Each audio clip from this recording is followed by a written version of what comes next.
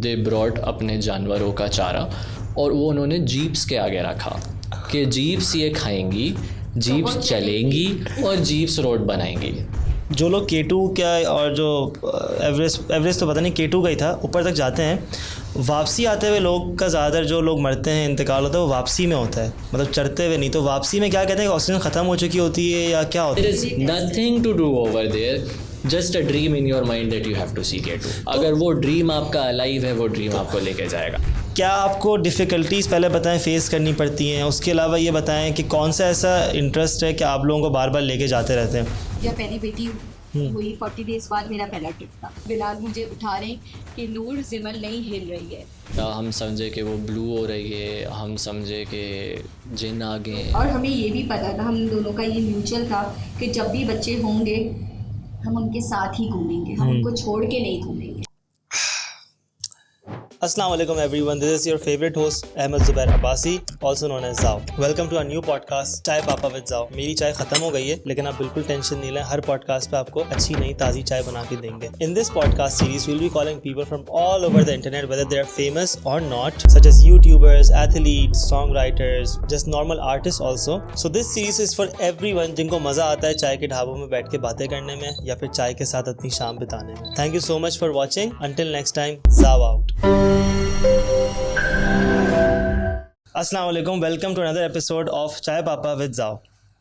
आज के हमारे जो गेस्ट हैं वो बहुत ज़्यादा स्पेशल हैं और इनका इंट्रोडक्शन ये लोग खुद ही अपना स्टार्ट करेंगे। मैं बस इनका नाम बता देता हूँ। आज हमारे साथ मौजूद हैं बिलाल एंड नूर, जो कि को फाउंडर्स हैं ऑफ जा पाकिस्तान। अस्सलाम वालेकुम। वालेकुम सलाम। कैसे हैं आप लोग? ठीक ठाक हैं? खैर खैरियत से। अच्छा भाई, लेट्स गेट इनटू इट। सबसे पहले क्वेश्चंस पे क्वेश्चंस मैं आपसे करूँगा। मेरा क्वेश्चन स्मॉल होगा, आपका आंसर लॉन्ग होना चाहिए, क्योंकि हम आराम से बैठ के सुनने के लिए बैठें, ठीक है?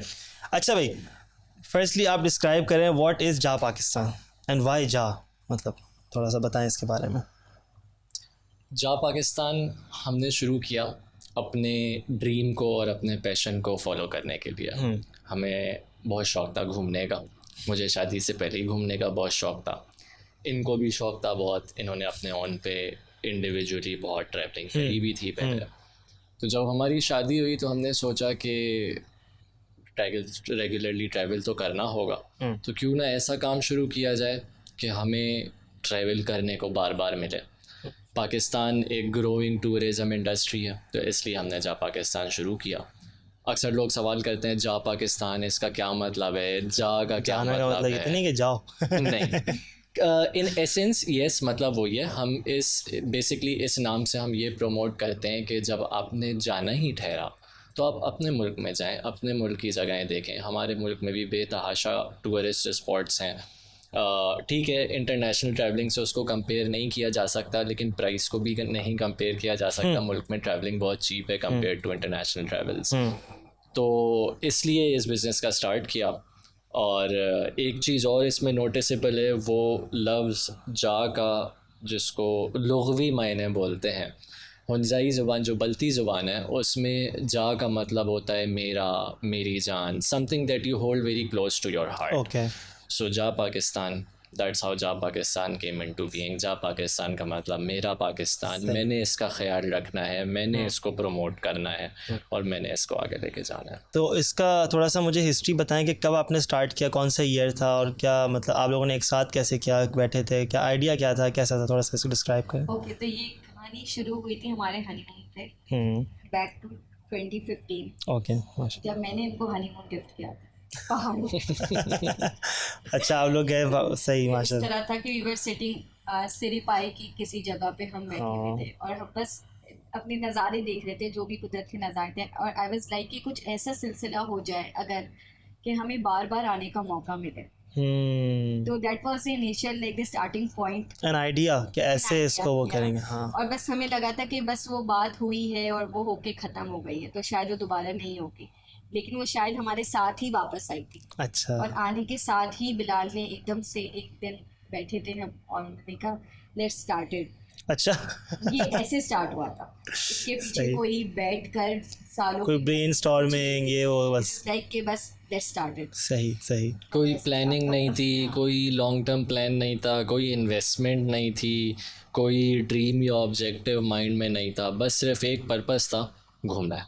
और पहाड़ों पे जाना घूमना है, है। अपने मुल्क में घूमना है, किसी भी तरीके से करना है, बस करना है ये। तो आप लोगों को मतलब शुरू से लाइक आप दोनों जैसे आपने कहा इनको भी ट्रैवलिंग का आपको भी ट्रैवलिंग का शौक़ था, तो शुरू से आप लोगों को कुछ था लगाव पहाड़ों से, या एक होता है ना बंदे की अपनी क्वेश्चंस होते हैं कि यार मुझे घूमना है, या हिस्ट्री में इंटरेस्ट था, क्या था आप लोगों का, मतलब कैसे होता अलग? और मैं अपने एंड पे ऐसा सोचता हूँ कि पहाड़ों से जो लगाव है ना, वो हर थोड़े दिन बाद आपको पता चलता है कि हाँ अब मोहब्बत हुई है पहाड़ों से, पहले शायद इतने पसंद नहीं था। It's a love that keeps growing. सही है। But as far as my association with travelling is concern, my father worked in an airline, तो उसकी वजह से हमारी ट्रैवलिंग बचपन में बहुत ज़्यादा होती थी। Okay so that is where I got the first flavours from कि ये भी जगह घूमने की है, ये भी जगह घूमने की है। जिस उम्र में लोगों ने इतना कुछ नहीं ट्रैवल किया होता, उस उम्र में मैंने काफ़ी सारे ऐसे एक्सपीरियंसेस बना लिए थे। I had been to Quetta few times, I had been to Islamabad many times, I had been to Turbat many times. उस वक्त तुर्बत से भी फ़्लाइट ऑपरेट होती थी। और भी बहुत सारे रिमोट पाकिस्तान के एयरपोर्ट्स जो है ना वो एक्सप्लोर कर चुका था मैं। And this is before I grew older.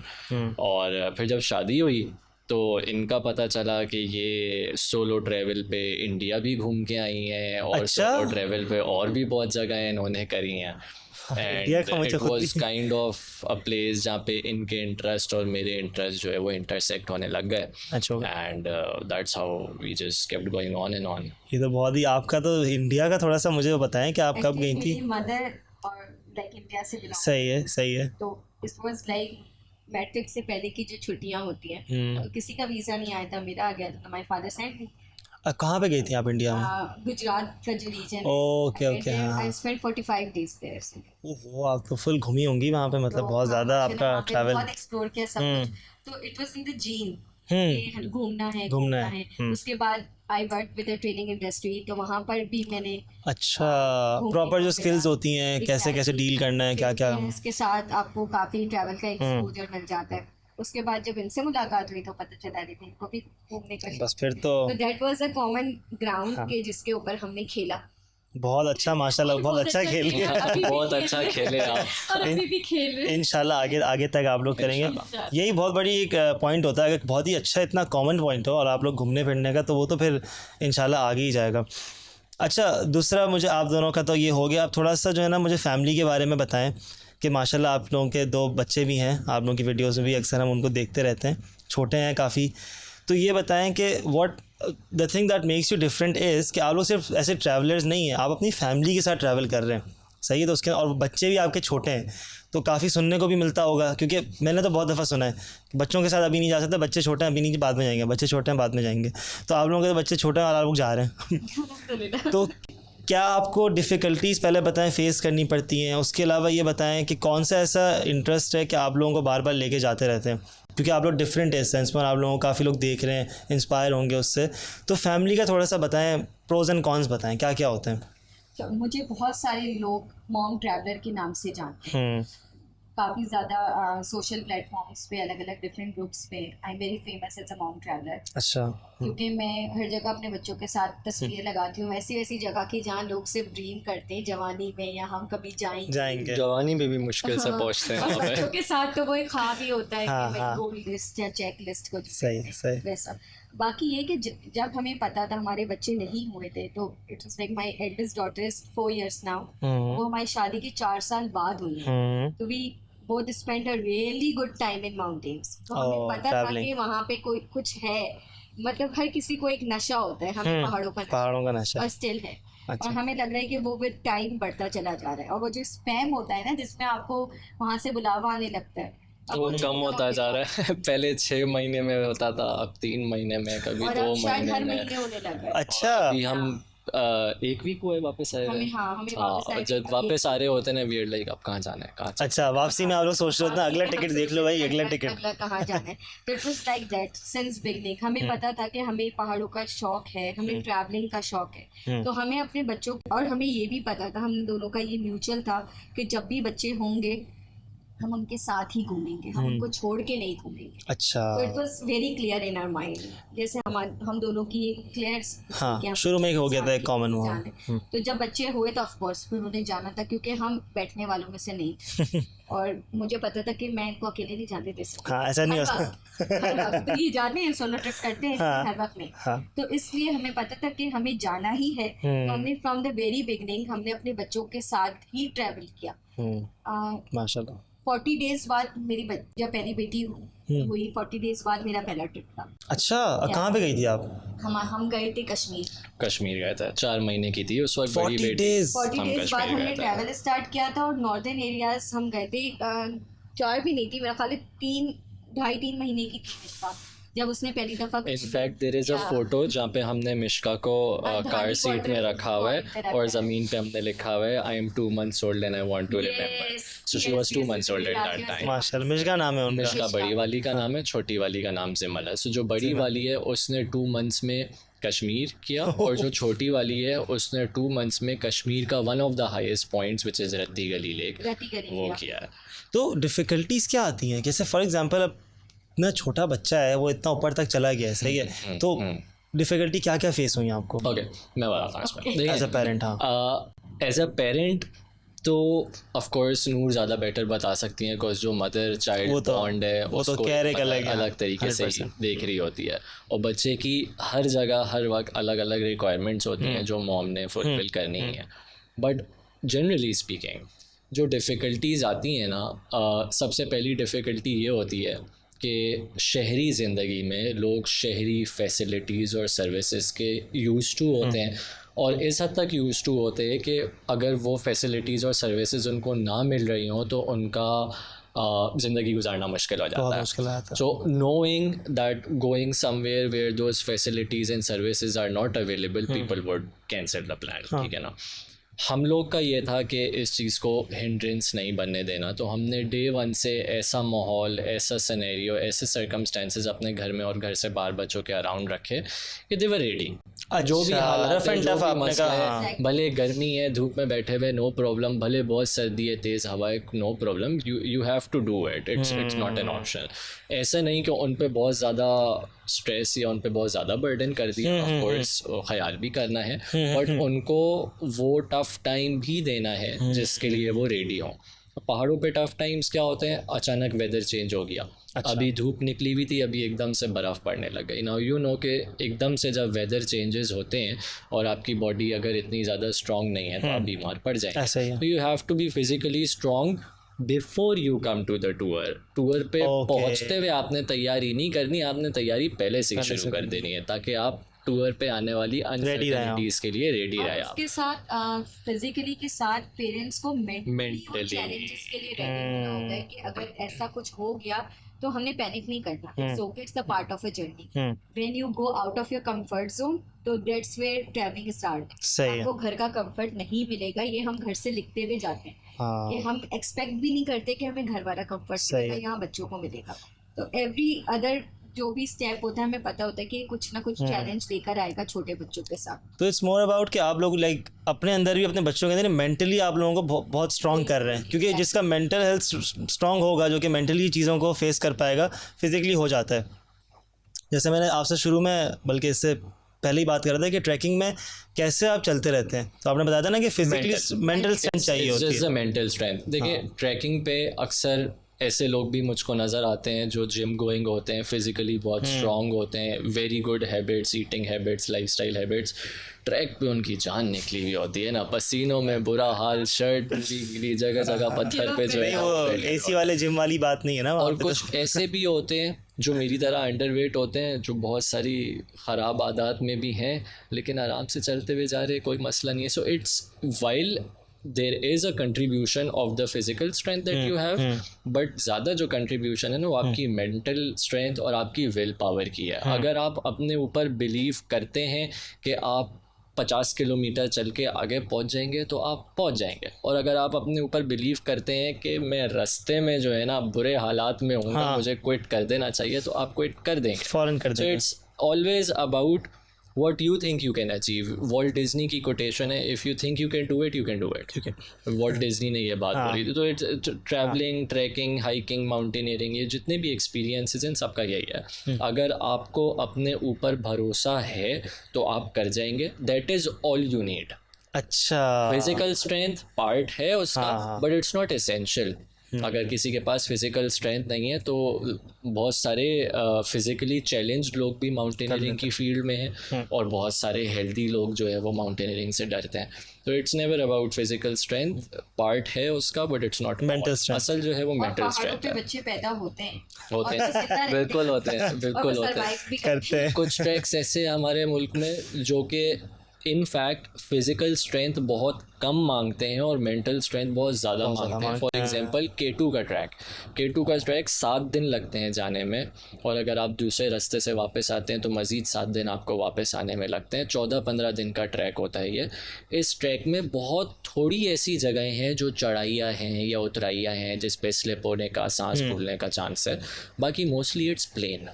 अच्छा, सीधा सीधा सीधा चलते सीधा रहें बस. 5 दिन तक आपने डेली सुबह उठना है, चलना है. रात में आप जहाँ पहुँचेंगे वहाँ सो जाएंगे. अगले दिन सुबह उठ के फिर चलना है. And there is nothing to do over there. Just a dream in your mind that you have to seek it. अगर वो ड्रीम आपका अलाइव है, वो ड्रीम आपको लेके जाएगा. थोड़ा सा K2 का इसके बारे में बात कर लेते हैं, क्योंकि बहुत ही ये मेन स्ट्रीम टॉपिक होता है. K2 के अलग अलग बेसिस होते हैं जहाँ तक थोड़ा बहुत मुझे पता है. तो एक तो वो ड्रीम है कि सबसे टॉप तक जाना है, लेकिन कॉमन बंदे के लिए, बंदा कहता है मुझे K2 का थोड़ा ना वो चाहिए, तो वो उसका क्या वो है, कौन सा बेस होता है, कहाँ तक जाना, कितनी स्ट्रेंथ चाहिए, क्या सीन होता है. ओके, ट्रैकिंग में जो आप बेसिस की बात कर रहे हैं, इनको बेस कैंप बोलते हैं. बेस कैंप 2 तरह के ट्रैक्स पे मौजूद होते हैं. एक नॉर्मल हाइकिंग के जो ट्रैक्स हैं, और एक समिट के जो ट्रैक्स हैं. हाइकिंग क्या होता है कि एक जगह से दूसरी जगह तक आप जा रहे हैं और पहाड़ी रास्ते पे जा रहे हैं. This is hiking. समिट क्या होती है कि पहाड़ के कदमों में पहुंच गए और अब आपने पहाड़ की चोटी पे जाना है. दिस इज़ समिट के लिए आपको proper training, proper physical strength, at times supplementary oxygen, proper gadgets, proper maps, हर चीज़ उसके लिए. And that is no joke. ठीक है, that is no joke. It is only for the professionals. It is only for those who have trained extensively in the past 6 months और a year regularly for that. हम बात कर रहे हैं summit की. लेकिन अगर आपका ड्रीम जो है वो ये है कि आपने K2 को अपनी आंखों से देखना है, आपको समिट नहीं करना, तो ये 7 दिन वाला है कि आपने बस चलते रहना. और ये कॉमन लोग कर लेते हैं. बहुत लोग करते हैं अब तो, बहुत लोग करते हैं. The youngest person who is done the trek up till K2 base camp is a 9-year-old boy. The record was broken by this boy, और जिसका पहले रिकॉर्ड था वो 11-year-old गर्ल थी. 11-year-old गर्ल का रिकॉर्ड 2 साल या 3 साल पहले उस 8 या 9-year-old बॉय ने जो है वो रिकॉर्ड तोड़ा है. And once again, if it's about just going straight, and if it's about a strong mindset, then you can do it.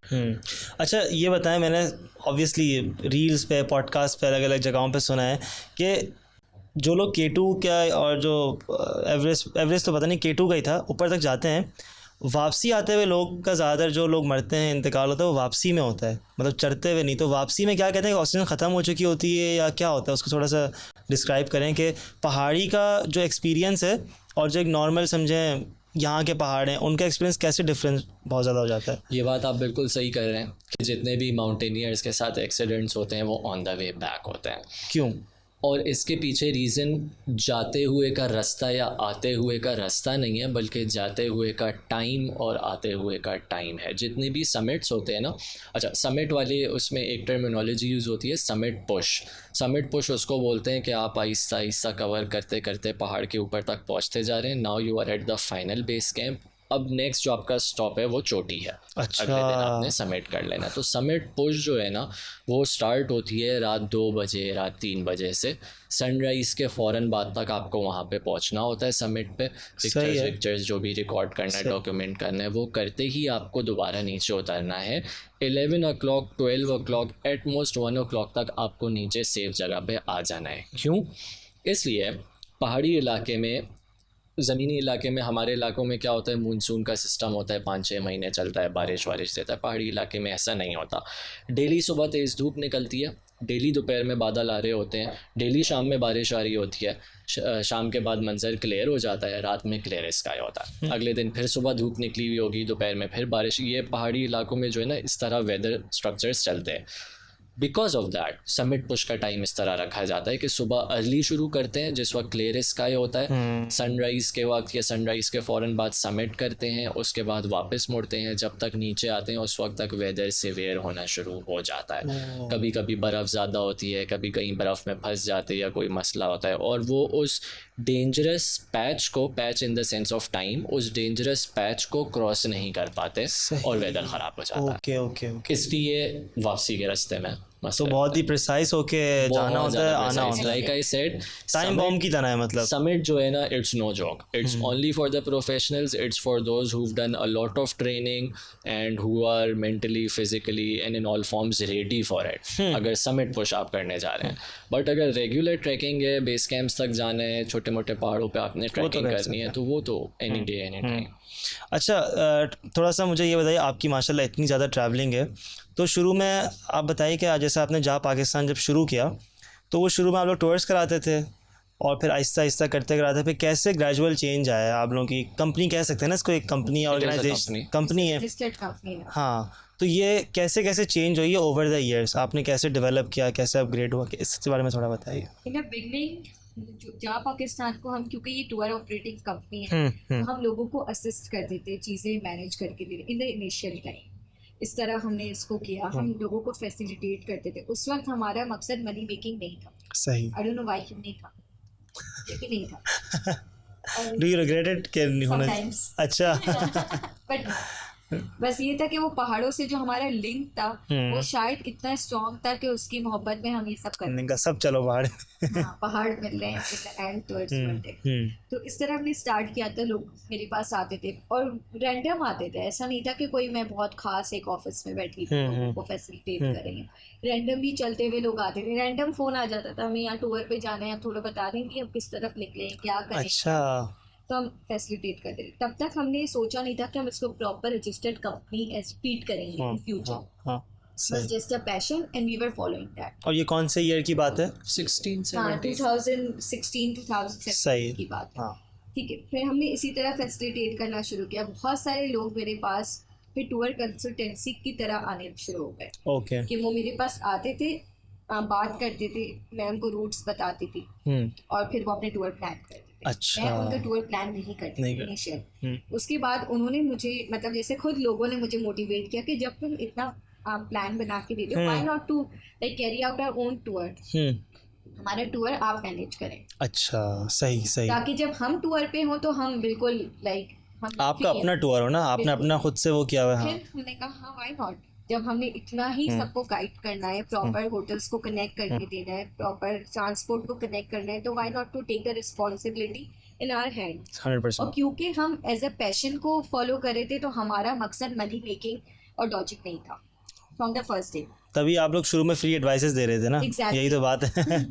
और क्योंकि हमारा पैशन ही ये था तो इसलिए हमने कभी भी लोगों को मनी की तरफ डॉज करने की कोशिश नहीं की। हमने हमेशा वो बताया जो कि रियल सिचुएशन थी, नो मैटर हमें लॉस हो। कभी कभार ऐसा भी होता था कि बारिशें हो रही हैं, मौसम ख़राब है, लैंडस्लाइडिंग हो रही है, people are like planning their tours, मेरे पास आते थे मैं कहती प्लीज़ बच जाए, this is not a right time to go. हालांकि अगर मैं उनको टूर प्लान करके दे रही हूँ तो क्या मसला है, I will be getting at the end of the month some bucks, but I was like no I am not into it, मैं नहीं कर। सही बात है। लेकिन एट द सेम टाइम वो हमें कहते थे और भी टूर कंपनीज कर रही हैं, तो आप क्यों नहीं करके दे रही? मैंने कहा they are making money, I am not making money, I am answerable to the mountains. ऐसे ही आप लोगों का वो पुराना रिश्ता है माउंटेन्स के साथ, हम नहीं कर सकते। हम नहीं। हाँ। तो इस तरह ये इन द बिगनिंग ये स्टार्ट हुआ सब कुछ इनिशिएटिव आहिस्ता आहिस्ता, क्योंकि सबसे पहले जब हमें ये पता चला कि ठीक है we have the potential to carry out the tours, और जो लोग हमारे थ्रू टूर्स पे गए उनका बहुत अच्छा फीडबैक था, तो वो हमें मोटिवेशन मिली कि अब हमें रजिस्टर्ड करवा लेना चाहिए। ओके, सही। क्योंकि जब काम करना है तो प्रॉपर प्रोटोकॉल फॉलो करके करना है, पूरी रिस्पॉन्सिबिलिटी अपने हाथों में। तो आप लोगों ने तकरीबन फिर कितने, कोई काउंट है आपके पास, आपने कितने करा दिए होंगे अभी तक? More than 150? I don't think I have the count. Yeah. More than 150 tours कराए आप लोगों ने? अच्छा, More than 150. ये तो maybe more than that. होगा 150 बहुत ज़्यादा है तो। अच्छा ये बताएं कि जैसे आप लोग इतने तो कोई ऐसी जगह है जो कि आप लोगों पे अभी अनडिस्कवर्ड हो कि आप लोग नहीं गए हो वहाँ? बहुत जगह है। हाँ, मैं ये समझता हूँ पाकिस्तान में जितनी जगहें हैं ना, मुझ जैसा बंदा जो हर दूसरे तीसरे महीने ट्रैवल कर रहा है उसको अल्लाह ताला 6-7 जिंदगियां दे दें तब तब भी जाके नहीं नहीं हो अच्छा हाँ। नहीं हो ही नहीं सकती। कैसे मतलब? इतनी जगहें हैं। अभी आगे हम और डिस्कस करेंगे, हाँ। मैप के बारे में भी हाँ। डिस्कस करेंगे। इसका मेरे तो मैं map आपसे के एक्सपीरियंस ऊपर पे एक अलग वो करूँगा। मोर हाँ। देन 250 लेक्स मौजूद हैं और ये सिर्फ नॉर्दर्न एरियाज की बात हो रही है और बहुत सिर्फ सारे उन लेक्स की बात हो रही है जो डिस्कवर्ड हैं, नेम सही। हैं, अप्रूव्ड हैं। सही। और कितनी चीज़ें हैं और ये सिर्फ लेक्स की बात हो रही है। अगर हम डेली टूर करें और डेली एक लेक पे जाएं तो 1 साल तो निकल गया आपका। ऐसा ही है। ठीक है ना, मैप में और भी हज़ारों चीज़ें हैं और मेरा मैप बहुत डिटेल्ड है लेकिन कुल नहीं है, सब चीज़ सब नहीं है चीज़ें उसमें। ऑफ कोर्स पाकिस्तान इतना बड़ा है तो नहीं, मुश्किल हो जाएगा। नीड मेनी लाइव्स नहीं हो बहुत सकता। सारी ऐसी चेकलिस्ट हैं हमारी जो कि हमें एज अ फैमिली करनी है जो हमने अब तक नहीं की पर हमारी पाइपलाइन में है कि हमने करनी विद टाइम इंशाल्लाह। बहुत सारी जगहें हैं जो हमने हाँ। नहीं देखी, जो हमें देखनी है। अच्छा अब ज़ाहिर सी बात है आप लोगों का इतना एक्सपीरियंस है, अच्छा एक्सपीरियंस भी हुआ होगा, बुरा एक्सपीरियंस भी हुआ होगा। थोड़ा थोड़ा अब आपके एक्सपीरियंसेस पे आते हैं। हमने आपकी कंपनी तो डिस्कस कर ली, आपकी हिस्ट्री भी हो गई है, अब थोड़ा इस पर बात करते हैं। आप लोगों के एक्सपीरियंसेस में जो बुरे एक्सपीरियंसेस, हॉरेबल एक्सपीरियंसेस क्या क्या हुए हैं कि जैसे आपको हुआ हो कि भाई अब बहुत ज़्यादा हो रहा है, ज़्यादा हो रहा है। ये क्या हो गया? I think you start with जहाज बांडा की बर्फबारी and That was a horrible night. 12 मई की रात, 11 मई की रात। अच्छा आपको डेट वेरी क्विक टूर। हमारे जब भी टूर प्लान होता है तो इट्स नॉट लाइक द एक महीने पहले हम सोच रहे हो, इट्स जस्ट लाइक फिलहाल चलो टूर पे चलते हैं। बहुत याद बस वो एकदम से बस हो जाती है कि यार बस हो गई, बहुत काम कर लिया, टूर प्लान करो, कल परसों चले जाते हैं। ट्यूसडे वेडनेसडे और हमने फ्राइडे की करवा दी फ्लाइट। अच्छा बस 2-3 दिन है, बहुत है। उसमें भी हमें लगता है इतने दिन कैसे वेट करेंगे, 2-3 दिन है क्या करें। क्या करना है? और कभी कभी तो हमने नेक्स्ट मॉर्निंग की भी फ्लाइट कराई है। रात को प्लान किया, अगले दिन सुबह में हो गया क्योंकि हमारा बैग हमेशा एक पैक होता है, अच्छा। हमें वो लेना बस जाना सही। इस तरह। तो हमारा जो मोस्ट हॉरिबल एक्सपीरियंस था वो था जहाज बांडा और कटोरा लेक का। कटोरा लेक इज़ नो जोक। कटोरा लेक की ट्रैकिंग इज़ वेरी डिफिकल्ट। तो कटोरे लेक कहाँ पे है, क्या है उसका थोड़ा सा बता? चित्राल से पहले एक डिस्ट्रिक्ट आता है दीर। दीर से सीधे हाथ की तरफ रास्ता जा रहा है, वहाँ पे एक शहर आता है थल। थल के एक तरफ कुमराट वैली है which is very popular these days. थल के दूसरी तरफ जो है वो जहाज़ बांडा और कटोरा लेक है। ये नाम का क्या, थोड़ा इसकी एक्सप्लेनेशन दें। ये उन्हीं की ज़बानों के लफ्ज़ हैं। बांडा का जो वर्ड है वो और भी बहुत सारी जगहों पे है, जैसे कुंड बांडा है, जहाज़ बांडा है, चुकेल बांडा है। तो आई एम नॉट श्योर कि इस लफ्ज़ का मतलब क्या है, लेकिन मेरा ख्याल ये है कि मेडो या बाग या कोई मैदान इस तरह के लफ्ज़ का। आई am not totally sure but शायद इस तरह का है। और जहाज़ ये भी उन्हीं की अपनी ज़बान का लफ्ज़ है, कोहिस्तानी ज़ुबान जो हिंद को ज़ुबान वहाँ पे बोली जाती है। और जहाज़ बोलते बड़े को, अच्छा बड़े जो बहुत बड़ा खुला होता है ना उसको जहाज़ बांडा बोलते हैं।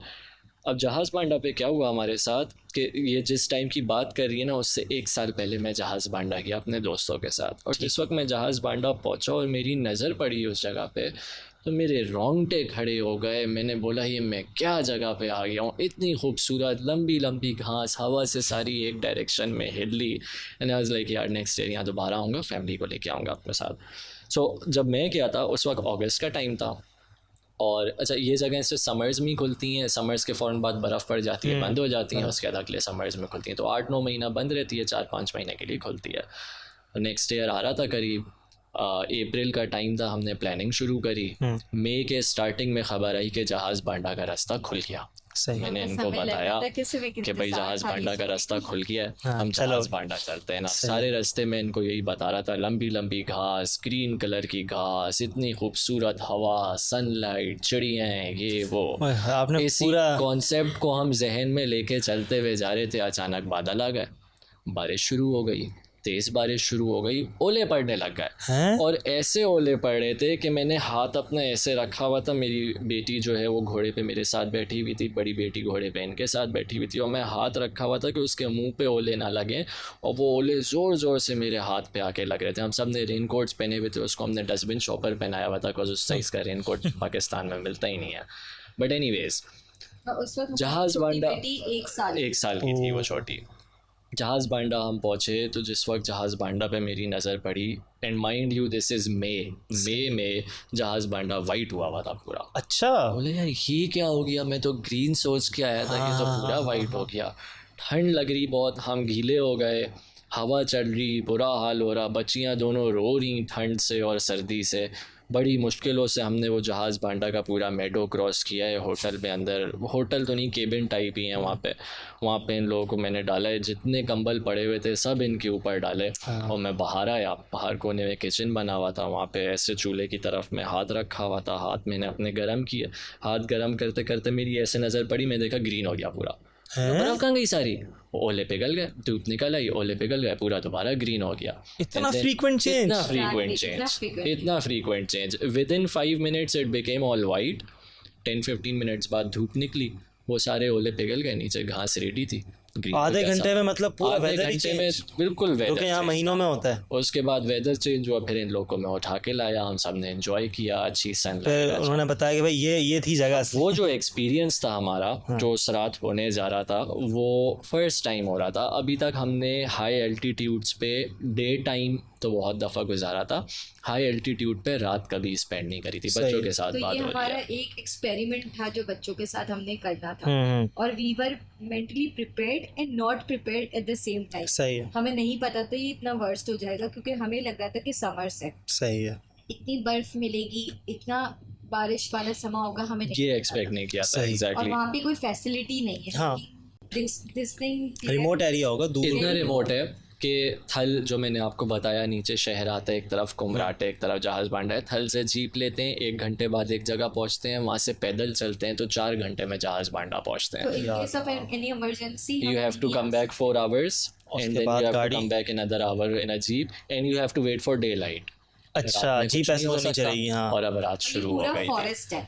घना जंगल है इतना। तो यहाँ आबादी का क्या वो है? ये समर सेटलमेंट्स होती हैं सारी। यहाँ पे शेपर्ड्स जो है ना, वो जून जुलाई के टाइम पे अपने जानवरों को लेके आते हैं, सही। घास वास खा रहे होते हैं, वो वही लोग छोटे मोटे होटल चला रहे तो होते हैं। एक बात बताएं कि जैसे आपने, ये तो एक जगह है जो कि 3 महीने के लिए कवर होती है, बाकी फिर जो मतलब 9 महीने कवर रहती है, अनकवर्ड 3 महीने के लिए, ऐसे करके ऐसी बहुत जगहें होंगी। हाँ, जितने भी अच्छे पॉइंट्स हैं सारे ऐसे ही हैं। नेक्स्ट मंथ हम दूधी पतसर जा रहे हैं, वो अभी तक नहीं खुली है। कौन सी जगह? दूधी पतसर। ये कहाँ पे? Dudhi means white, pat means mountain, sar means lake, and it's exactly what the name says. अच्छा, इतनी खूबसूरत जगह है वो, इतनी खूबसूरत जगह। It's called queen of lakes. Narayan के आगे से इसका रास्ता निकलता है रेस्टोरेंट से, और बहुत खूबसूरत है। मैंने एक ही दफ़ा देखी है, इंशाल्लाह सेकंड टाइम मैं देखने जा रहा हूँ, ये फर्स्ट टाइम देखेंगे। But anyways, back to the story. तो रात हो गई, और जैसे जैसे रात होती गई, ठंड बढ़ती गई।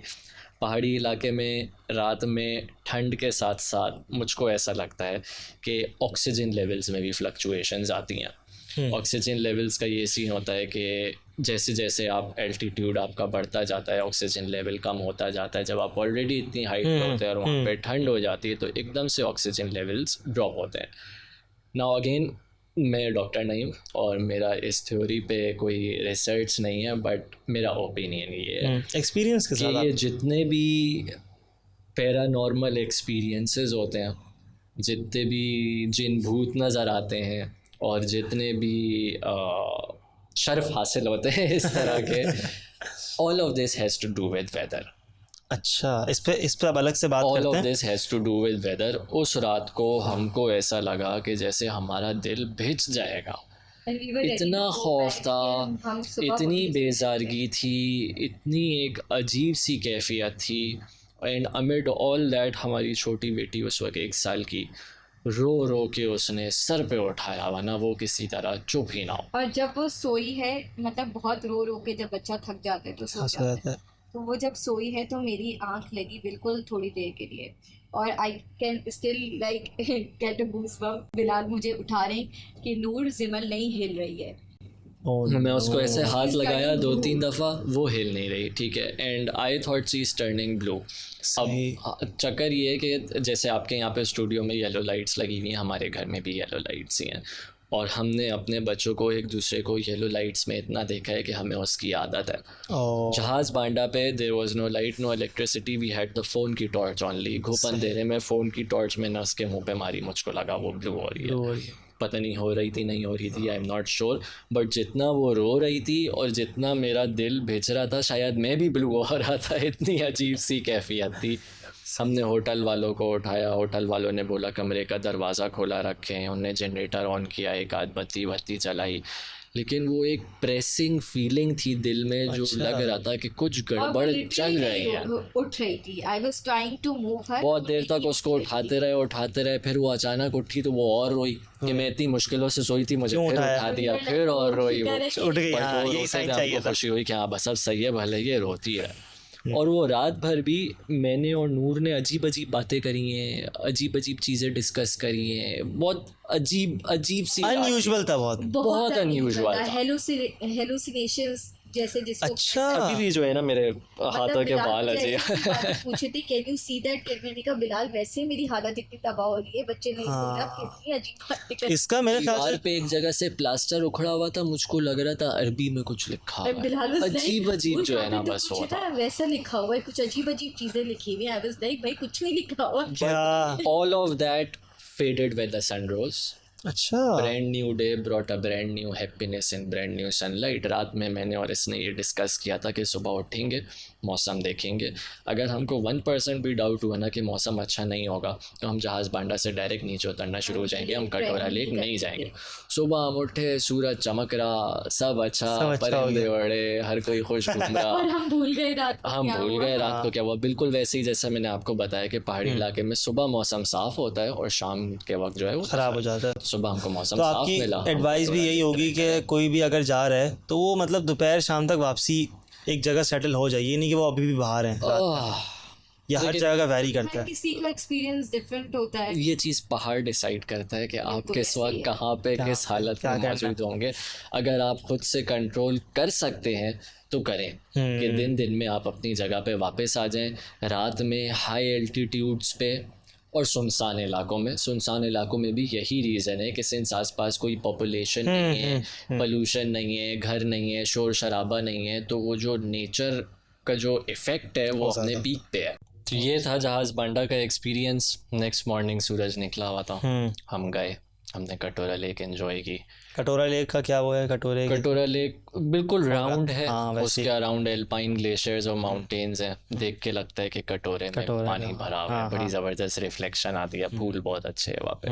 हमने कटोरा लेक करी, हम वापस आए, बाय द टाइम हम वापस आए बादल गरजना शुरू हो गया, बोला भागो अभी और इसी वक्त नीचे चलो, वेट ही नहीं करना है। तो हम बस भाग के आ गए वहाँ से।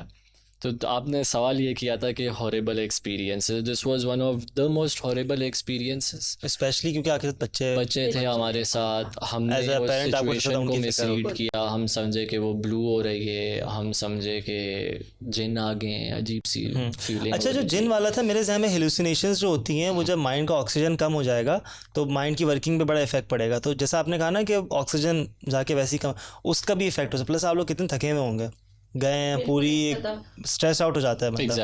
एग्जैक्टली। अच्छा, और मुझे इसके बारे में बताएं, आपके हॉरिबल एक्सपीरियंसेस के साथ साथ सबसे फेवरेट टॉपिक जो हमारे होता है, आपको पता है कज़न्स में हर जगह ये होता है कि जिन की स्टोरीज़, कोई भी जो है ना जिसे कहते हैं ना मीटअप, जिन की स्टोरीज़ के बगैर नहीं होता। पहाड़ों में जिन की स्टोरीज़ बहुत मशहूर है। जिन की स्टोरीज़ जिन इलाकों से ओरिजिनेट करती हैं उन इलाकों में मैं गया हूँ। ओके, जैसे कि को ढूंढने की कोशिश की है, नहीं मिला। अच्छा, मिले नहीं मिला। फर्स्ट हैंड एक्सपीरियंस नहीं हुआ है? फर्स्ट हैंड एक्सपीरियंस कभी नहीं हुआ। आई am not sure if I should call my self lucky और अनलकी फॉर दैट मैटर। मैं तो अनलकी कहूँगा। बट फर्स्ट हैंड एक्सपीरियंस मुझे नहीं हुआ, despite the fact that I have wanted to experience it. कभी मुझे जो है ना फर्स्ट हैंड एक्सपीरियंस नहीं हुआ। हाँ, ये भी अल्हम्दुलिल्लाह सही बात है, ऐसा ना हो कुछ फर्स्ट एंड लास्ट एक्सपीरियंस नहीं होना चाहिए भाई। कहते हैं कि पहाड़ी इलाकों में जो है ना ज़्यादा इनका वो होता है। मेरे साथ एक हुआ था, एक एक्सपीरियंस था, वो बिल्कुल छोटा सा था, जिद मैंने नहीं देखा अल्हम्दुलिल्लाह, बट वो इस तरह था कि हम पूरी फैमिली कश्मीर गए थे, Bilal's family and we travel to Kashmir when my eldest daughter was 2 months। Okay, हम कश्मीर गए, वहाँ पर हमारे जो ड्राइवर थे हो सकता है कि आप किसी की बात आपके माइंड में रह जाती है तो वो आपको थोड़ा सा पिन करती है उस तरफ सोचने के, वरना आपको नहीं पता होता, बहुत 100% casual होता है 100%। इस तरह। तो मेरी जो बड़ी बेटी है वो कैरी कॉट में हर जगह मेरे साथ होती थी। तो बॉन फायर हो रहा था, इट वाज लाइक रात के कुछ 11-12 बजे थे, सब फन कर रहे थे फैमिली, तो मैंने भी वो बच्ची को निकाल के बाहर रख दिया, हम भी वहाँ पे फन कर रहे थे। उन्होंने एकदम से कहा कि आप बच्ची को कवर करें, आपको पता है कि आसपास क्या क्या कुछ होता है। ओह अच्छा, उन्होंने ये बोलना था और शायद मुझे क्लिक करना था कि सही ऐसा है। कुछ हो सकता है। आई वेंट इनसाइड, मैं बच्ची को लेकर अंदर चली गई, मैंने कहा ठीक है अच्छा चलो नहीं करते। उसके बाद पूरी रात मिश्का रोई है, इतनी ज्यादा रोई है, इतनी ज्यादा, and I was relating that thing कि कोई चीज है जो डिस्टर्ब कर रही है। और फिर सब सो गए थे, बिलाल भी सो गए थे, फैमिली मेंबर्स भी सो गए थे, और मुझे ऐसा फील हुआ कि मिश्का रो रही है and I am not able to pick her up. कोई अच्छा। फोर्स है जो मुझे और मिश्का को दूर कर रही है। I still feel that thing. अच्छा, हैवी हो गई थी वो, या आपको हो रहा था कि रेजिस्टेंस आ रही है बहुत ज्यादा? हाँ, जैसे मैग्नेट की फोर्स नहीं होती, अगर आप दो अपोजिट उसको हाँ, हाँ, करें, 100%। जैसे उसको करें तो आपको लगता है Repel हो कि जाएगा, हाँ हाँ। एग्जैक्टली रिपेल हो रहा है। अच्छा। इसी तरह मैं और मिश्का हो रहे थे। मिश्का को मैं उठा रही थी और वो नहीं उठ रही थी, या और अल्लाह, वो नहीं सिर्फ रो रही थी। ये तो है इसका मतलब कुछ ना और कुछ वो हो रहा सिर्फ था। रो रही थी, मुझे नहीं पता वो क्या था, वो नाइट क्या थी, पर वो बस रो रही थी। और वो इतना ज्यादा रो रही थी, और उसकी रोने की आवाज किसी को नहीं आ रही थी, और उसकी रोने की आवाज सिर्फ मुझे आ रही थी। अच्छा। और मैं उसको देख रही थी, वो रो रही है, मैं उसको उठाने की कोशिश कर रही थी, और बिलाल ने कहा तुम्हारा वहम होगा। मैंने कहा वो इतनी जोर जोर से रो रही थी, आप बराबर में सो रहे थे। मिश्का कि आपको क्यों नहीं आवाज आई? हाँ, बराबर के रूम में सब हमारे फैमिली मेंबर्स थे, सब थे, किसी को नहीं आई, हो और सकता मुझे है आ रही थी। आपको और मिश्का को अल्लाह ना करे कुछ उस I वक्त don't वो ना know हो क्या गया। था वो, लेकिन वो नाइट बहुत हॉरिबल थी। जैसे ही सुबह हुई सब ठीक हो गया। इसका मतलब जो मैं कंक्लूड करता हूँ ना अभी रात तक, जरा ना पहाड़ों में थोड़ी सी पहाड़ों की जो रातें हैं वो ज़रा, हमारे साथ मसले हाँ, बंदा ख्याल से रहे वहाँ मैं पे। जब ट्रैवल करता हूँ, unless I mean major cities, अगर किसी दूर दराज इलाके में ना मगरिब हो गई सो जाए, अच्छा, वैसे ही करने ये को हमारी कुछ नहीं है। practice होती है, आपके- हम आप सो जाते फारिग बैठेंगे तो फिर शर्फ ही हासिल है। मगरिब हो गई सो जाएं, सुबह हो गई उठ जाएं, We usually दिन को sleep यूटिलाइज around करें 8, सारी 9. एक्टिविटी में, जैसी रात पड़े सो जाएं। ज़्यादा बेहतर भी यही है सुबह 6-7 बजे निकल जाएं, Exactly. पूरा दिन Sunrise, पड़े। माशाल्लाह अभी हम लास्ट वीक जब गए थे, सनराइज 3:30 बजे हो रहा था। होगा वो तो, इतना ऊपर आप लोग। हाँ। तो जब आप रात में 8-9 पे प्रॉपर सो चुके होते हैं तो आपको बहुत प्रॉपर टाइम मिलता है डे टाइम को एंजॉय करने का, sunrise को 100% enjoy करने का। 100%। तो नींद भरी हुई होती है, तो हम, क्योंकि हम खुद ड्राइव करते हैं पहाड़ों में, हम कोई ड्राइवर्स नहीं लेते, अच्छा ड्राइव करते हैं, अच्छा, तो हमें उसकी वजह से उसके लिए माइंड अलर्ट होना और नींद का फुलफिल होना बहुत जरूरी है हमारे लिए। वहाँ के जो लोग हैं, क्योंकि मैं भी जब गया था ना, मैंने ऐसे ही पूछना शुरू कर लिया था गिलगित में, आप एक्सपीरियंस कहते हैं भाई हमें पता ही नहीं, हम सो जाते हैं, अंधेरा होता है हम सो जाते हैं और सुबह उठते हैं। जब आप नहीं पता अब आँख ही नहीं खोले तो कैसे पता चलेगा? Good news. हाँ। आपको जब पता चलता है, आपके माइंड में एक चीज आ जाती है कि शायद ना कुछ हो तो सकता फिर है, होगा तो फिर होगा, होगा। और आपको ही पता चलेगा, जैसे उस रात मुझे हुआ था, जी, क्योंकि मैंने उसको शायद सोच लिया कि था। शायद कुछ है। ये बताएं, अच्छा थोड़ी सी एक्सपीरियंसेस की तो बात हो रही है, थोड़ी हिस्ट्री की बात करते हैं। तो अब इसमें ना हम पाकिस्तान की अलग अलग जगहों को थोड़ा थोड़ा टच करते हैं। अभी हम डिस्कस भी किया, थोड़ा सा एक्सप्लेन करें। अताबाद लेक मैं गया था, मुझे वहाँ एक दरख्त नज़र आया, पानी से निकल रहा है, थोड़ा सा हुआ भाई दरख्त पानी में क्या सीन है, तो आप बताएं कि क्या हुआ था वहाँ पे। 2010 में एक अर्थक्वेक आया था, उस अर्थक्वेक की वजह से एक लैंडस्लाइड हुई थी। अर्थक्वेक की वजह से लैंडस्लाइड्स इधर उधर छोटी या बड़ी होती रहती हैं। ये लैंडस्लाइड जिस गांव पे हुई उस गांव का नाम अताबाद था, इसीलिए इससे बनने वाली लेक का नाम अताबाद रखा गया।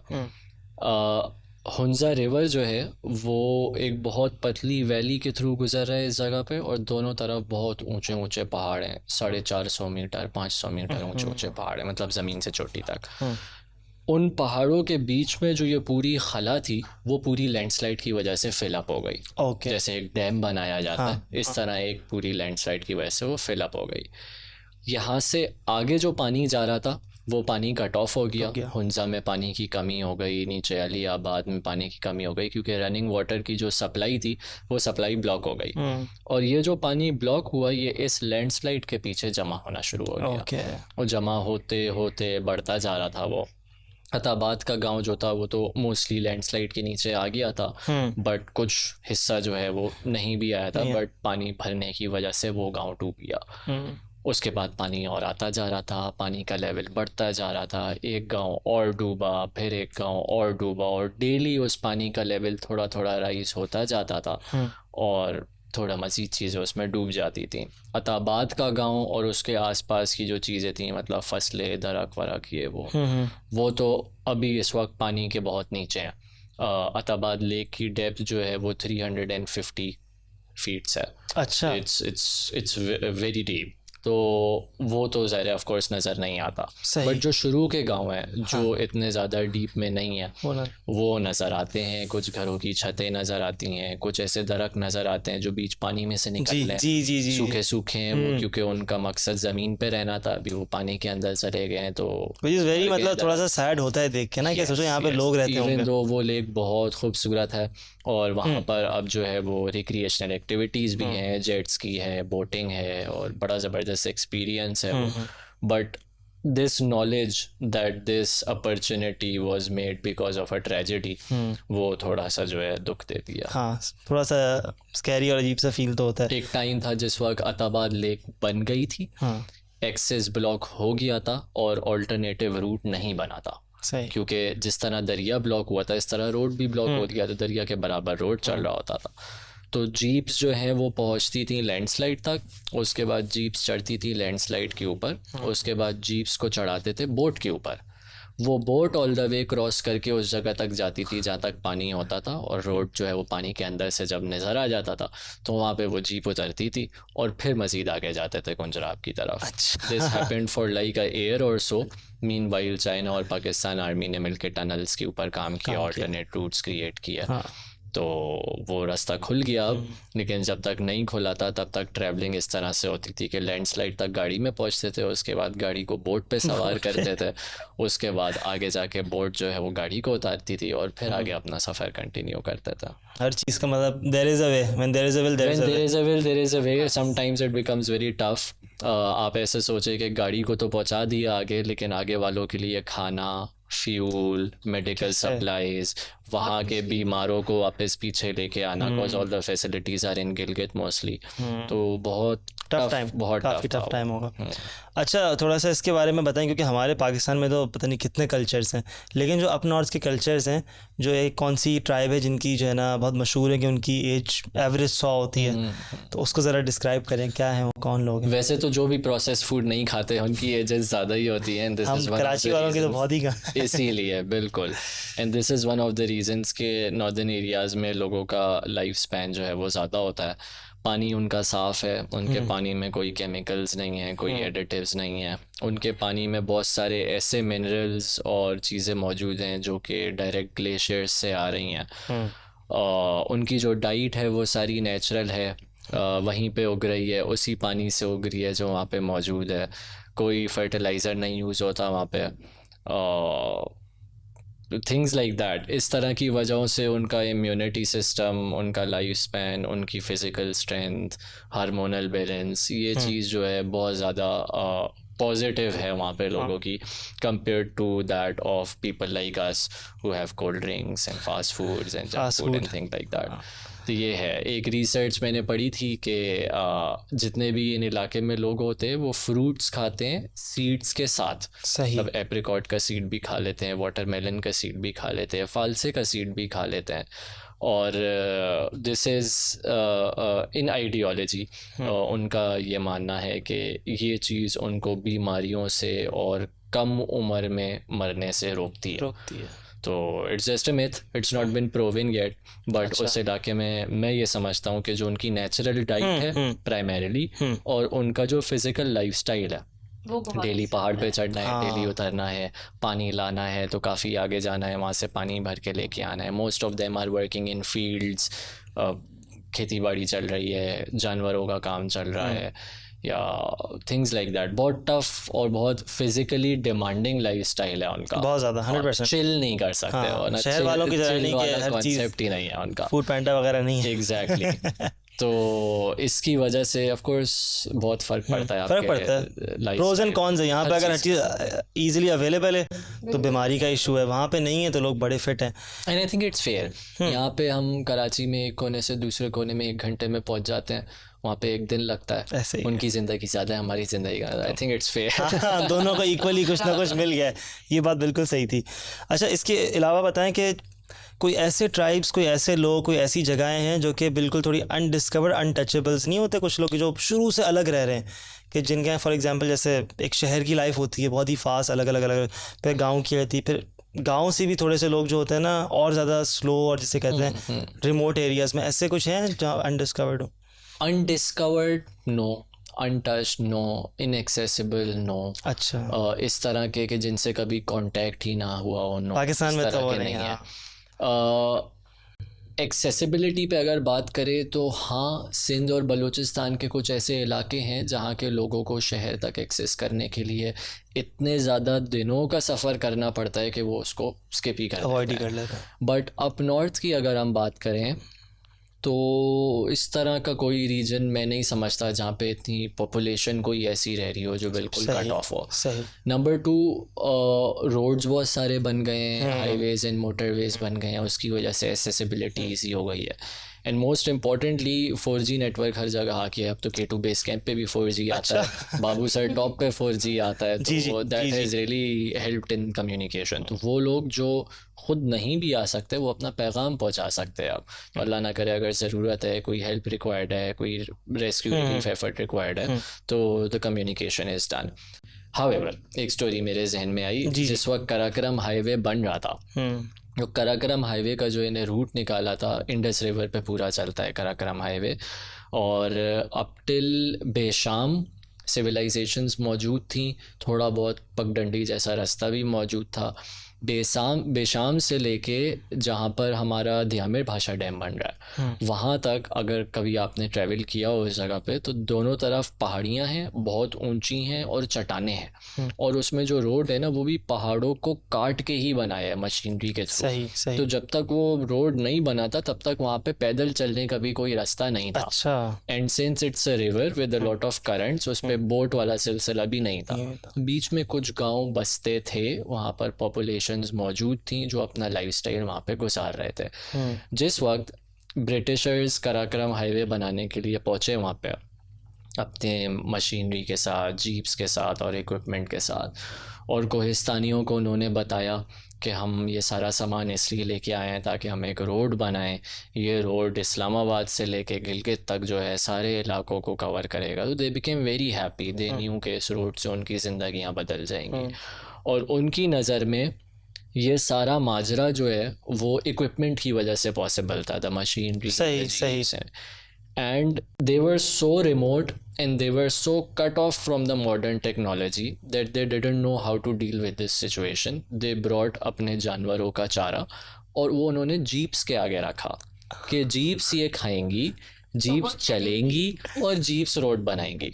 उनने कभी अपनी लाइफ में जीप नहीं देखी थी, ऐसी जगहें भी ये थी। कब की बात होगी? ये 70s की बात है, जिस वक्त कराकरम हाईवे बन रहा था। इस पे एक डॉक्यूमेंट्री मौजूद है नेटफ्लिक्स पे, it's called the Karakoram highway, शायद कुछ ऐसा ही नाम है, बट कराकरम हाईवे के बारे में डॉक्यूमेंट्री है। उसमें बड़ी डिटेल में जो है ये सारी 71 की ये बात है। 1970s में बना है कराकरम। 71 तक भी लोगों को इक्विपमेंट का ही नहीं पता था। बिल्कुल 71 तक भी इतने इस remote तरह और की इतना- पॉपुलेशंस मौजूद तो वो थी जो worship जीप के करने आगे लगते थे, जीप के आगे अपना चारा डाल रहे थे, जीप के आगे उसमें घास हाथ रख रहे धो कि थे, फ्यूल का उनको नहीं हाँ, पता था। अल्लाह। शायद रोड तो बनेगी। ऐसे लोग थे उस वक्त। अभी भी not in such exaggerated concepts, but किसी ना किसी फॉर्म में डिस्कनेक्शन तो मौजूद होती है, है। होती है। बहुत सारे इलाके ऐसे हैं जो बहुत रिमोट हैं, बट यही बात है कि टेक्नोलॉजी एंड 4G बहुत सारी अवेयरनेस आ गई है। ऐसी जो रेयर स्टोरीज होती है ना, यही असल वो बताती है ना, रियलिटी बताती ये है रियलिटी कि है। दो सिविलाइज क्या कहेंगे, मतलब एक ही सिविलाइजेशन के अंदर इतना ज़्यादा डिफरेंस है। पोल्स अपार्ट, मतलब इतना आप वो सोचें वो जीप्स ठीक है लंदन से आई होंगी, बट चली वो इस्लामाबाद से होंगी, हाँ, राइट? तो इस्लामाबाद से लेके मानसेरा तक people were familiar with jeeps, Mansehra से लेके बेशाम तक people would somewhat be familiar. Machine है। बेशाम से ऑनवर्ड जो जीप के आगे चारा रख रहे हैं, तो आप डिस्कनेक्शन का लेवल सोचें। इवन तो आज जब हम ट्रेवल करते हैं ना, तो ये सारा रास्ता 6-7 घंटे में कवर होता है, उस टाइम पे कितने दिनों का रास्ता था ये कि वो इसको ट्रैवल करना अवॉइड करते थे अपनी जान के आगे, कि भाई अपनी जान बचाएं, बिकॉज वो डेंजरस भी था और रास्ता भी नहीं एग्जिस्ट करता था वहाँ। बलूचिस्तान का बताएं आपने मुझे, जैसे अप नॉर्थ की तो हमने काफ़ी डिस्कशन की है, आपने शुरू में मुझे एक बात बताई थी बलूचिस्तान की हिस्ट्री, इसको ज़रा खुल के डिस्कस करें, क्या हिस्ट्री है बलूचिस्तान? जो मेरी रिसर्च है वो ये है कि जिस तरह हम केपी को आज देखते हैं ना, हरा भरा, वाटरफॉल्स, दरिया, आज से 8,000-9,000 साल पहले बलूचिस्तान ऐसा था। ओके। हरा भरा दरिया, वाटरफॉल्स, बेतहाशा rain, it was a very fertile place. और इस चीज़ के रूइंस और इस चीज़ के निशानात जो हैं वो हमको आज भी मिलते हैं। Okay. मतलब बहुत सारी इस तरह की जगह डिस्कवर हुई हैं जो कि शदीद खुश्क इलाके में हैं, करीबी पानी से कई 100 किलोमीटर दूर हैं, लेकिन एग्रीकल्चरल लैंड्स हैं। अभी बैरन है लेकिन एग्रीकल्चरल लैंड्स हैं। अब एक लेट्स से एक डेजर्ट के बीच में अगर एक होटल मौजूद है, उस होटल में कोई नहीं रह रहा, अगर होटल बनाया था तो कभी कोई रहता होगा ना वहाँ पे, लोग आके रहते थे। तो अगर वहाँ पे एग्रीकल्चरल लैंड्स मौजूद है, मतलब वहाँ पे एग्रीकल्चर हो रहा था, पानी इजीली अवेलेबल था, रनिंग वाटर था। तो that's what I think about Balochistan. उसका टेरेन वैसा ही रहा है, लेकिन उसका वेदर, उसका पानी, ये सब चीज़ें वक्त के साथ बहुत ज़्यादा चेंज हो गई हैं। उसकी वजह से बलूचिस्तान में मिस्ट्री का एलिमेंट और ज़्यादा आ गया, बहुत ज़्यादा। नॉर्थ में तो हमको पता होता है ये वाटरफॉल है, वाटरफॉल के ऊपर ग्लेशियर होगा, ग्लेशियर पिघला होगा तभी पानी आ रहा होगा। बलूचिस्तान में इस तरह का कोई सीन नहीं है। बलूचिस्तान में सरप्राइजेस बहुत हैं। एक जगह है बलूचिस्तान में जिसका नाम है आबे गुम। आप बोलते हैं पानी को, गुम मतलब गुम। तो आबे गुम उस जगह को इसलिए बोलते हैं क्योंकि उसके आसपास जितना इलाका है वो सारा बैरन है, सूखा है, कोई पानी नहीं है। उस इलाके में एक तरफ एक पहाड़ है, उस पहाड़ में से दरिया निकल रहा है। अच्छा, पहाड़ के पीछे से नहीं आ रहा, पहाड़ के ऊपर से नहीं आ रहा, पहाड़ में से दरिया निकल रहा है।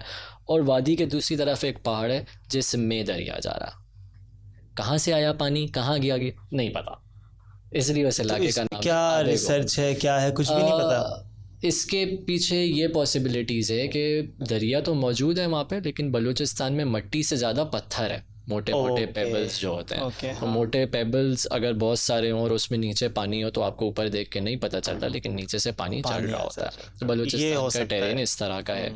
बहुत सारी जगहों पे ऐसा देखने को मिलता है कि पानी नहीं था, अचानक पानी निकलना शुरू हो गया। तो ये है। दूसरा, बलूचिस्तान में हिस्ट्री पे अगर हम बात करें, like I said, according to my research and study, it was very green and very fertile in the early days, 8,000-9,000 years पहले। तो उसकी वजह से वहाँ पर सिविलाइजेशंस के रूइंस भी हमको बहुत ज़्यादा मिलते हैं। बलूचिस्तान में एक कबीला होता था जो हिस्ट्री के हिसाब से तकरीबन 9,500 साल पहले वजूद में आया, और तकरीबन 5,500 साल पहले तक ये कबीला जो है ये मौजूद था।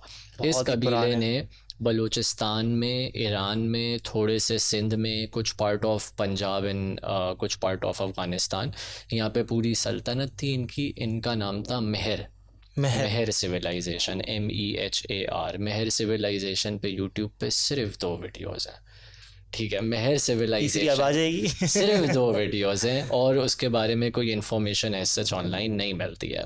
लाइब्रेरीज़ में, बुक्स में मिलती है। सही है।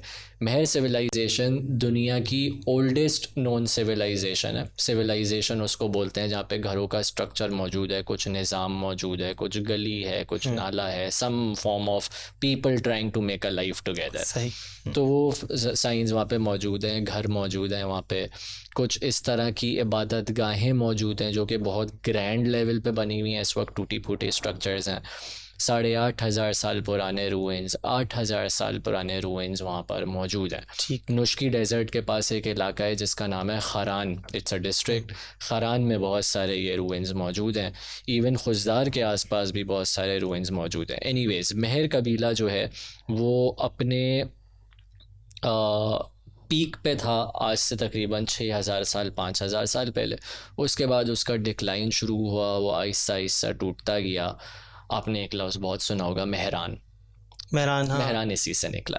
अच्छा, मेहरान लफ्ज़ महर से निकला है। महर के नाम से आज भी सिंध में एक छोटा सा शहर मौजूद है। महर, अगर गोरख हिल की तरफ आपका कभी जाना हुआ हो तो रास्ते में जो इलाका आता है सही। उधर से महर का रास्ता निकलता है।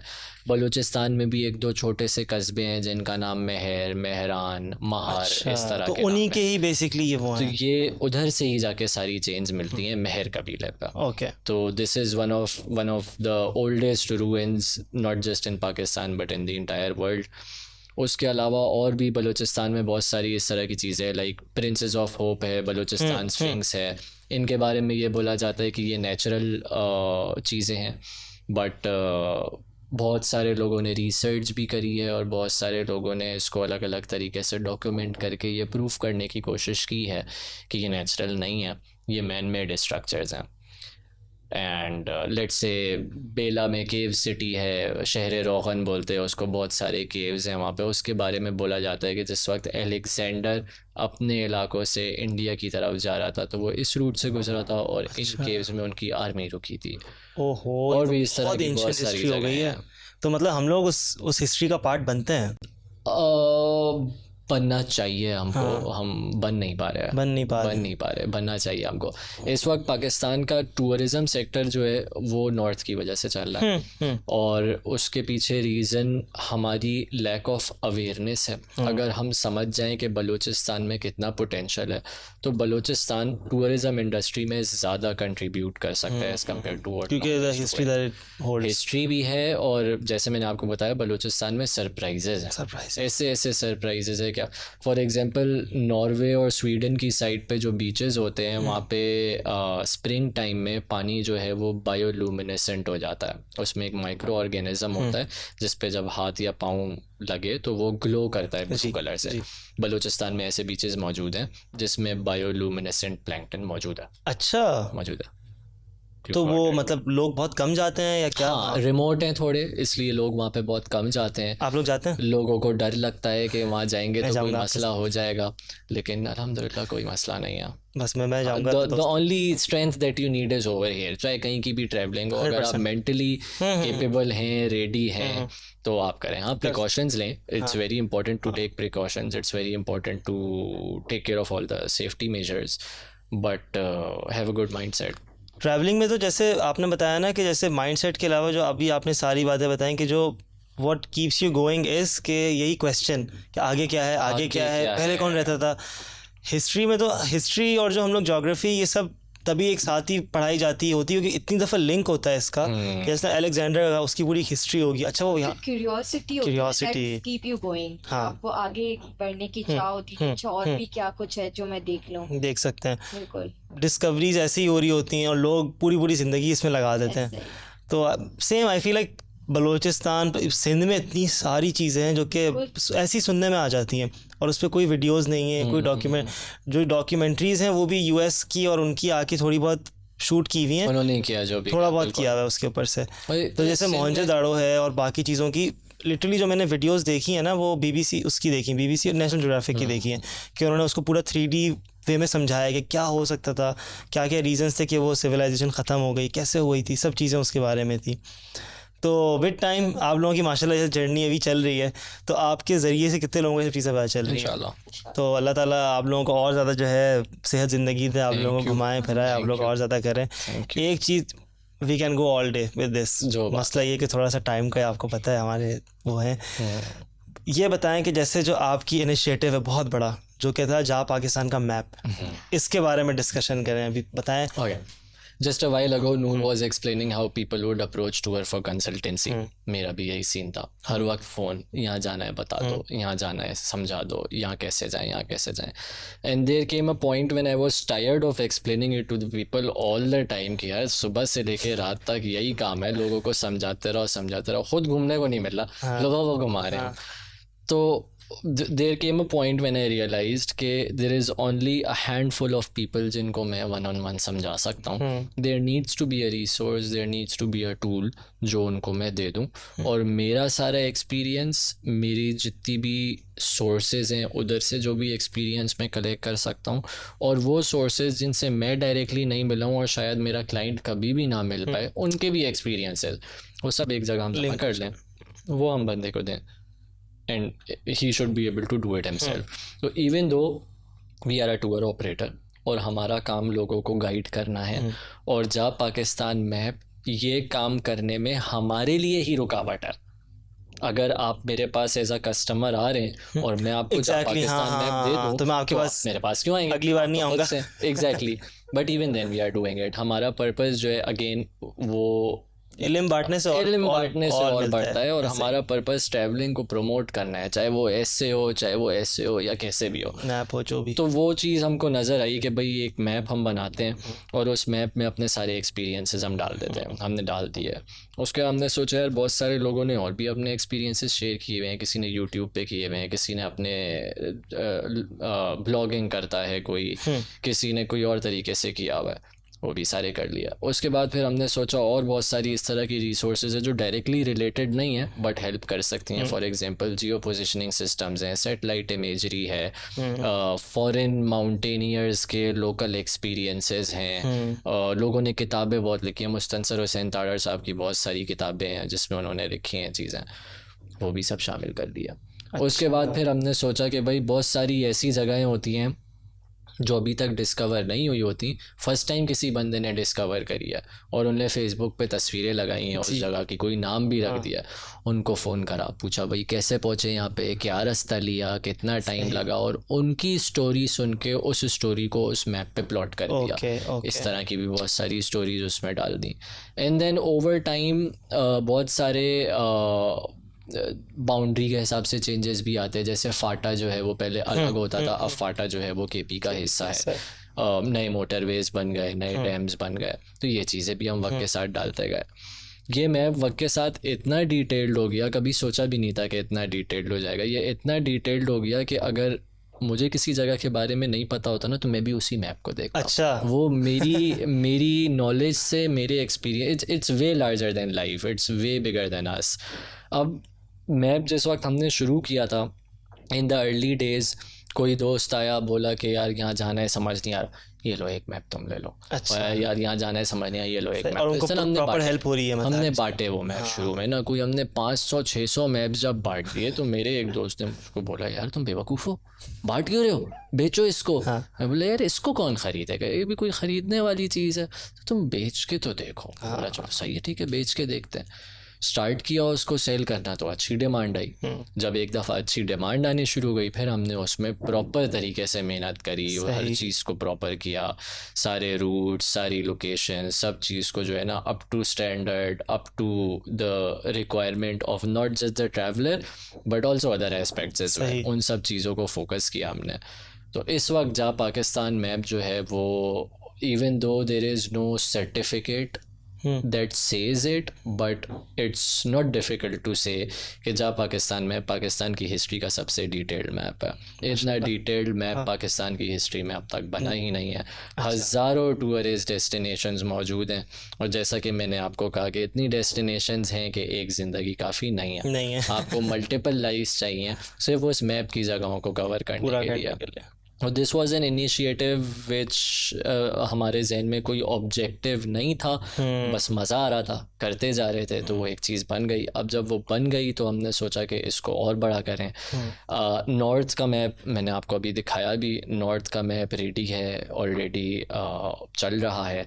साउथ के मैप के ऊपर हम काम कर रहे हैं। फ्यूचर प्लान्स का मुझे इसी से डिस्कस करना था कि आप लोगों की कंपनी के क्या क्या हैं कि भाई, और जैसे आप भी बलूचिस्तान में इंटरेस्टेड हैं, आपने बोला भाई इसके बारे में बताए, तो बहुत सारे लोग हमको बोलते हैं कि भाई सिर्फ नॉर्थ ही क्यों, आप खुद भी हर वक्त नॉर्थ घूमते हैं, मैप भी नॉर्थ का बना है, ऐसा क्यों। तो साउथ के मैप के ऊपर हम बहुत टाइम से काम कर रहे हैं। इनफैक्ट आई स्टार्टेड वर्किंग जब कोविड का पहला लॉकडाउन लगा था, 2020 का स्टार्ट वाला टाइम है, उस वक्त साउथ के मैप पे काम शुरू किया था। Now it's in the final phases. We are expecting it to launch by the starting of next year, इंशाल्लाह जनवरी 2024 तक इरादा है उसको लॉन्च करने का। और हमारी तो डील हो गई, हमें तो वैसे ही गिफ्ट मिलता है, मतलब डील नहीं भी होती तो अभी मैं आपको कोई मसला नहीं, मजाक कर रहा हूँ। तो ये अच्छा, तो वही सेल्स की बात करनी थी कि आप लोगों का तो अक्सर स्पॉन्सर्ड उसमें आता है और कमेंट्स भरे हुए होते हैं, तो बहुत चलने वाली चीज़ है ये, ऐसा नहीं कि एज ए थर्ड पर्सन वो सारे कमेंट्स ऑर्गेनिक है। हाँ, मुझे वही मैं देख रहा होता हूँ, ये नहीं बोलते कि बोलते हैं चेकिंग इनबॉक्स, आप लोगों कह रहे होते हैं भाई हमारा भी मैसेज देगा, हमें मंगवाना है। अच्छा, बिफोर दिस पॉडकास्ट और जब मेरा आपसे कांटेक्ट हुआ, मैं पहले से वो एड्स देख रहा था Okay. और अक्सर मैं खोल लिया करता था कि अच्छा और उसमें क्या क्या है। तो मुझे कभी ऐसा नहीं था, पता नहीं था कि मैं आप लोगों के सामने एक दिन बैठ के पूरा वो कर रहा हूँ। Honour is ours. नहीं, सच में बहुत मेरे लिए अच्छी फ़ख्र की बात है। और नीचे मैं देखता था कमेंट्स पे लोग बोल रहे होते थे भाई अच्छा मैप है, काफ़ी उसकी वो आ रही होती थी। तो ये तो मैं गारंटी भी दे सकता हूँ कि अभी मैंने देखा भी नहीं, हालांकि मुझे पता है पहले से मैं ऑनलाइन देखता आ रहा हूँ इसको। तो इंशाल्लाह तो आपके फ्यूचर के ये वो हैं कि मैप को और अपडेट करना है। आई थिंक जो एक मेरा पर्सनल कमेंट होगा ना, क्योंकि थोड़ा बहुत मैं भी बोल रहा हूँ ऐसे करके मैं चाहता हूँ ये है कि आप लोगों का कभी इंसेंटिव ये नहीं था कि हमें ना पैसा कमाना है, बेचना है, कभी भी नहीं था। आप लोगों का हमेशा से ये था कि ये बाय प्रोडक्ट है आप लोगों का। मैप तो बन गया, अच्छा ठीक है पैसा आ जाएगा, ये तो जो लिखा हुआ है वो तो वैसे ही मिलना है।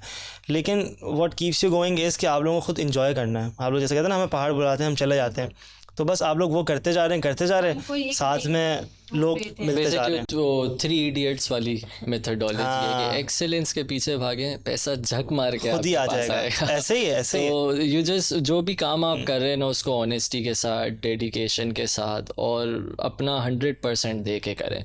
उसके बाद उसमें जो आउटकम आता है ना, उस आउटकम का आपसे कुछ लेना देना नहीं है, वो आपकी मेहनत और अल्लाह ताला की जो भी प्लान है उसके हिसाब से आएगा। आपका काम और आपसे क्वेश्चन भी आपके एफर्ट के बारे में ही है, भले दुनियावी चीज़ है या आखिरत की चीज़ है, आपसे क्वेश्चन आपकी मेहनत के बारे में। मुझसे अगर कोई ये पूछता है ना कि जा पाकिस्तान मैप के बारे में बताओ, तो मैं उस मेहनत के बारे में ही बात करता हूँ जो मैंने उस पर की है। वो मैप अपने ओन पे क्या क्या परफॉर्म कर रहे हैं ये उसका है। मेरा काम स्लाइड में कभी ऐड कर देंगे, मेरा काम जो है वो उस पे मेहनत का, उस पे हार्ड वर्किंग का और उस पे डेडिकेशन का है। वो मैंने किया है, वो मैं कर रहा हूँ और मैं आगे करते आएंगे इंशाल्लाह।